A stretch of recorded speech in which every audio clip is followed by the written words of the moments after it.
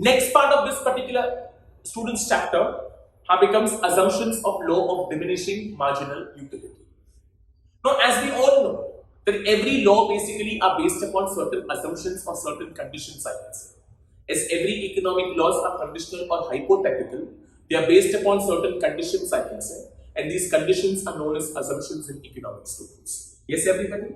To make this law valid, to prove this law, it's very important that we have to make these assumptions, I can say. So we have 8 assumptions over here as far as the law of diminishing marginal utility is concerned.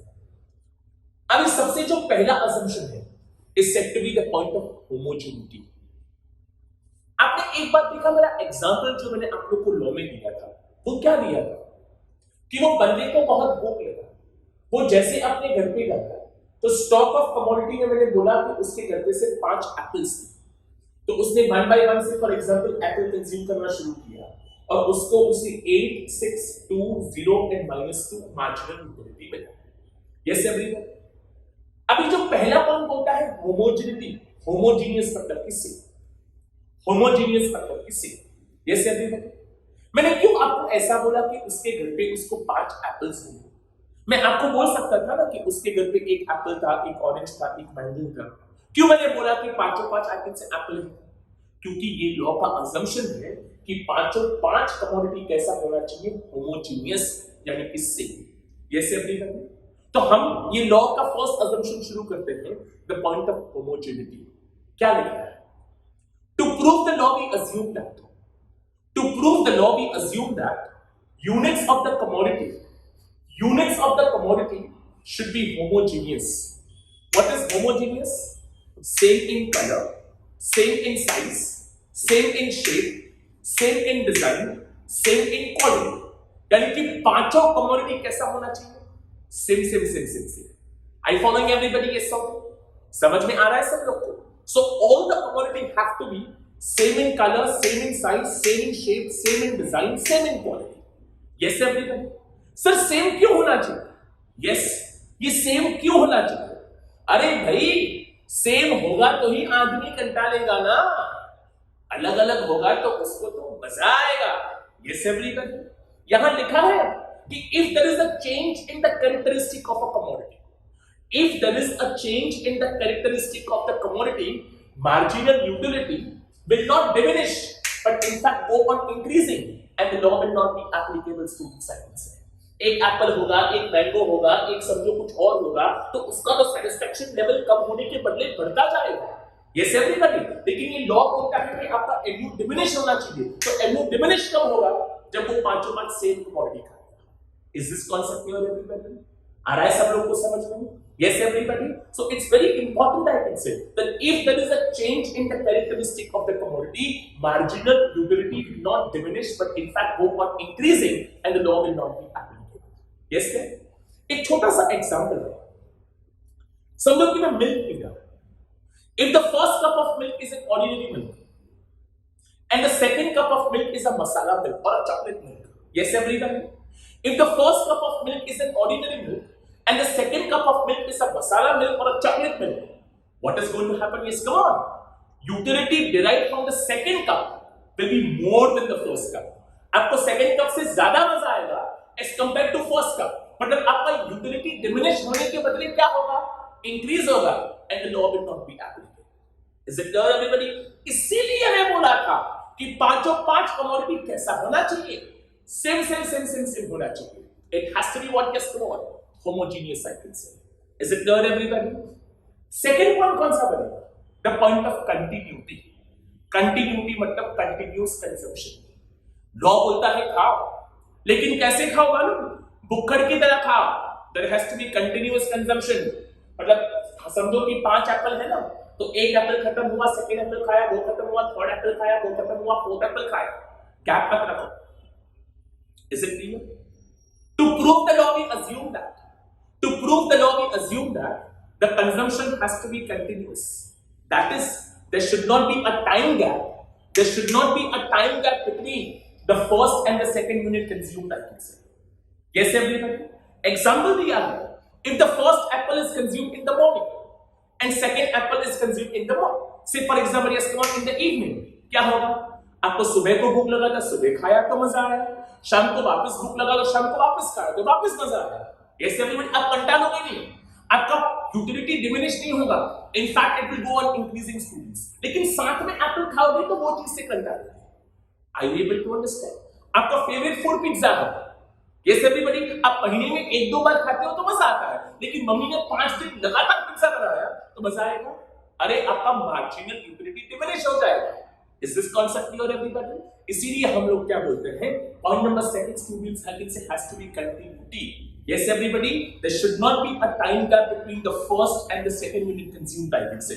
If one is consumed in the morning and second in the evening, marginal utility will not diminish but will go on increasing and the law will not be applicable to students. Is it clear, everyone? Alright? Wonderful. तीसरा, law बोलता है जो खाना है खा, लेकिन जो खाने वाला बंदा है वो कैसा होना चाहिए? रैशनल। रैशनल मतलब कि नॉर्मल पर्सन। आपको एक बात आज बता देता हूं, what is the difference between a rational and an irrational person? Normal और एबनॉर्मल आदमी में फर्क क्या है हमारा? नॉर्मल आदमी को कभी ना कभी कोई ना कोई चीज से सेटिस्फैक्शन होता है, लेकिन साला जो एबनॉर्मल होता है ना, ये दिल मांगे मोह, उसको जितना भी दो उसको सेटिस्फैक्शन होता ही नहीं।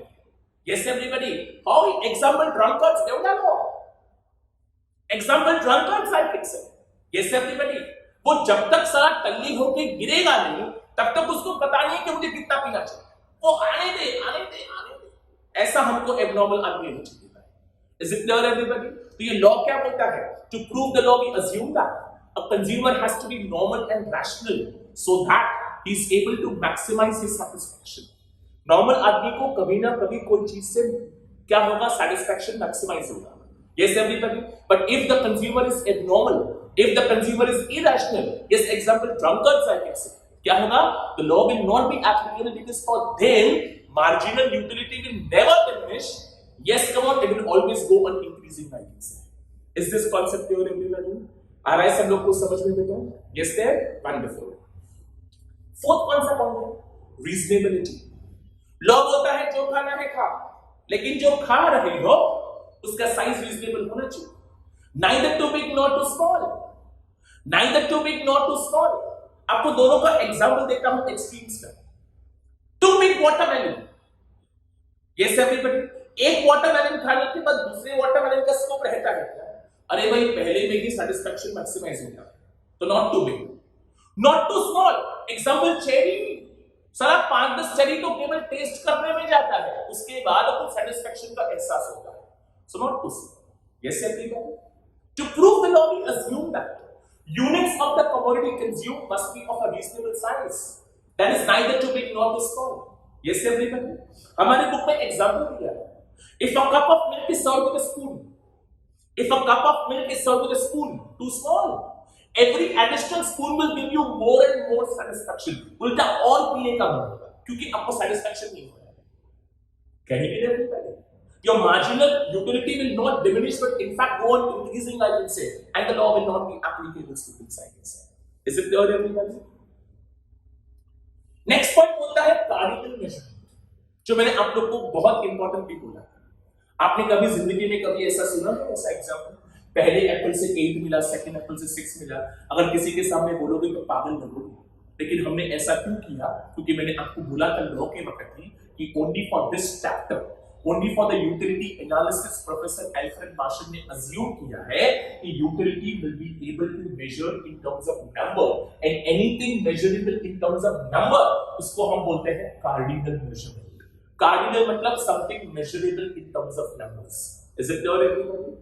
तो यहाँ यही लिखा है, to prove the law we assume that utility can be measured cardinally, utility can be expressed in terms of numbers। Yes, everybody, 1, 2, 3, 4, 5 students. Yes, everybody, but we know this is practically unrealistic. It's practically not possible, students, I can say. Is it clear, everybody? All right? Wonderful.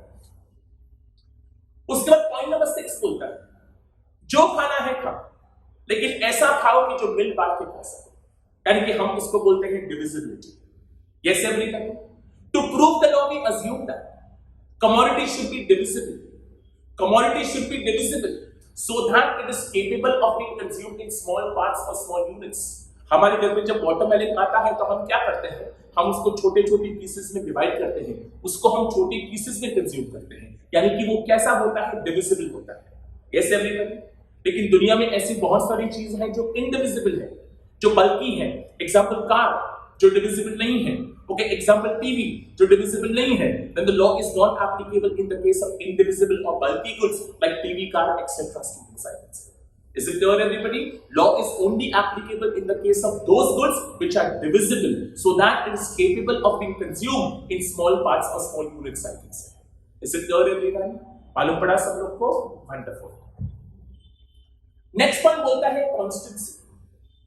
ये law assume करता है कि बहुत सारा चीज constant रहना चाहिए. क्या क्या कांस्टेंट रहना चाहिए? Income of the person should remain constant. The taste and preference of the person should remain constant. The habit of the person should remain constant, I can say. Then only the law will be, I can say, applicable. अचानक से आपका taste change हो गया, आप Apple खा रहे थे और अचानक से आपको एप्पल के बदले कुछ और पसंद आ गया. आपको पता है जब स्टार्टिंग में कोई नया चीज पसंद आता है ना, तो वो ज्यादा खाने से भी आपका यूटिलिटी डिमिनिश नहीं होता है. एग्जांपल, अभी तक आपका सबसे favourite food say for example pizza है. अभी अचानक से you have a craving for a Thai food say for example. Getting it, everybody? तो अभी स्टार्टिंग में ये नया है, तो अब स्टार्टिंग में 2-4 दिन लगातार थाई फूड खाओगे ना, फिर भी कितना लोगे, क्योंकि ये आपका न्यू क्रेविंग है. Are you able to understand? So to prove the law, we have to assume many things to remain constant, like such as the income of the person, the taste and preferences of the person, the habit of the person, students, I can say, etc. Otherwise, your MU will not diminish but go on increasing, I can say, and the law will not be applicable. Is it clear, everybody? All right? Wonderful. And the last point is a very basic point, single bond. आपने एक बार देखा the entire law is based upon single commodity. मतलब Apple तो 5 Apple. और starting of the law में ही हमने एक बात बोला था, yes everybody, कि yes according to Marshall, single bond of a consumer can be satisfied at a point of time. क्या बोलता है Marshall? You can satisfy only your one bond at a point of time. Is it clear, everybody? And it is practically possible, students, I can say, कि आप you may have unlimited bonds at the end of the day, लेकिन आप क्या सब bonds एक साथ में satisfy कर पाओगे? नहीं. Yes, according to Professor Marshall, only single bond can be satisfied, students, at a point of time. Is it clear, everybody? So these are said to be 8 important points of assumptions, I can say. 8 important points of assumptions or the conditions of the law of diminishing marginal utility. ये जितने भी conditions हैं, ये क्या करते हैं, law को applicable करने के लिए होते हैं, लॉ को ऑपरेट करने के लिए होते हैं. इफ नन ऑफ दिस और if any of this assumptions are not fulfilled, then your marginal utility will not diminish, but in fact I can say go on increasing and the law will not be applicable. Is it clear, everybody? तो ये जो answer है इसको हम basically क्या बोलते हैं, assumptions of the law of diminishing marginal utility. Is it clear, everyone? Thank you so much, everyone. Thank you.